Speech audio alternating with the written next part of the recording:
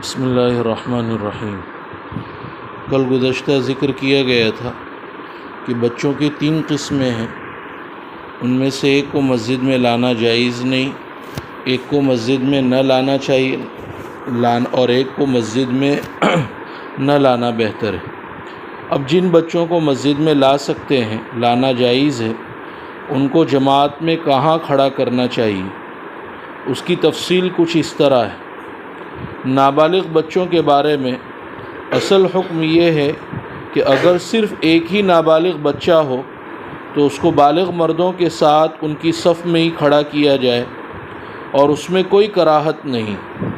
چنانچہ صحیح بخاری میں انس بن مالک رضی اللہ تعالی عنہ سے مروی ہے، ان کی نانی ملیکہ رضی اللہ تعالی عنہا نے رسول اللہ صلی اللہ علیہ وسلم کو اس کھانے پر بلایا جو انہوں نے آپ کے لیے تیار کیا تھا۔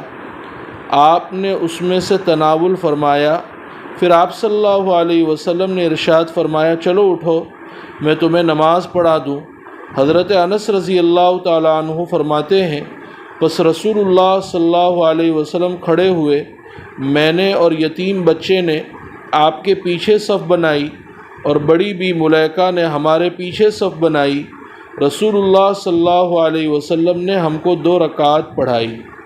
علامہ عینی فرماتے ہیں، اس حدیث میں بچے کا مردوں کے ساتھ ایک صف میں کھڑے ہونے کا ثبوت۔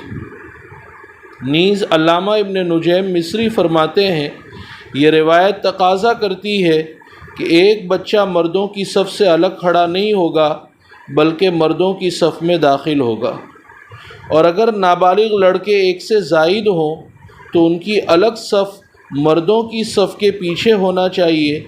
چنانچہ سنن ابی داود میں ہے، حضرت ابو مالک اشعری رضی اللہ تعالیٰ عنہ نے ایک مرتبہ لوگوں سے فرمایا، میں تم سے رسول اللہ صلی اللہ علیہ وسلم کی نماز کا طریقہ بیان نہ کروں؟ پھر بیان کیا کہ آپ صلی اللہ علیہ وسلم نے نماز قائم فرمائی تو پہلے آپ نے مردوں کی صفیں بنائی، ان کے پیچھے بچوں کی صفیں بنائی، پھر آپ نے ان کو نماز پڑھائی۔ الدر المختار میں لکھا ہے، مردوں کی صف بنائی جائے پھر بچوں کی صف بنائی جائے، لیکن اگر بچہ ایک ہی ہو تو وہ مردوں کی صف میں کھڑا ہوگا۔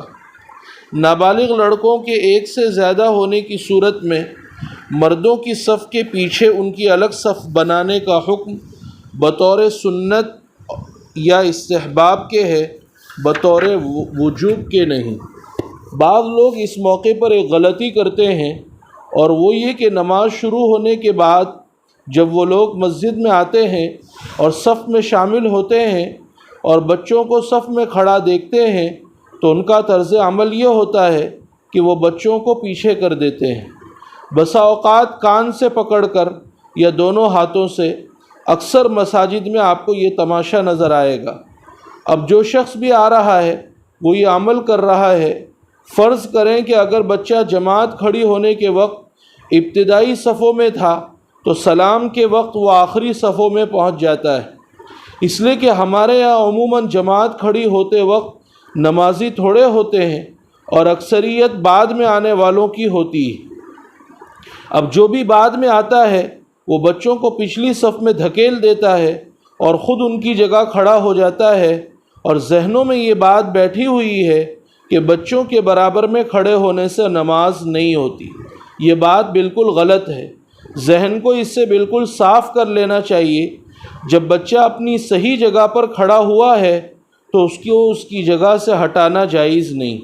شرعی حکم یہ ہے کہ بعد میں آنے والے جو نمازی ہیں وہ بچوں کے برابر میں دائیں بائیں کھڑے ہو جائیں۔ اس کی وجہ یہ ہے کہ بالغ مردوں کی نماز میں بالغ مردوں کی نماز میں کوئی خلل نہیں آتا، اور جب وہ بچوں والی صف پوری ہو جائے تو اس کے بعد آنے والے لوگ اپنی صف بچوں کے پیچھے بنائیں، اس لیے کہ بعد میں آنے والے خود تاخیر سے آئے ہیں اور مجبوراً ان کو پیچھے کھڑے ہونا پڑا۔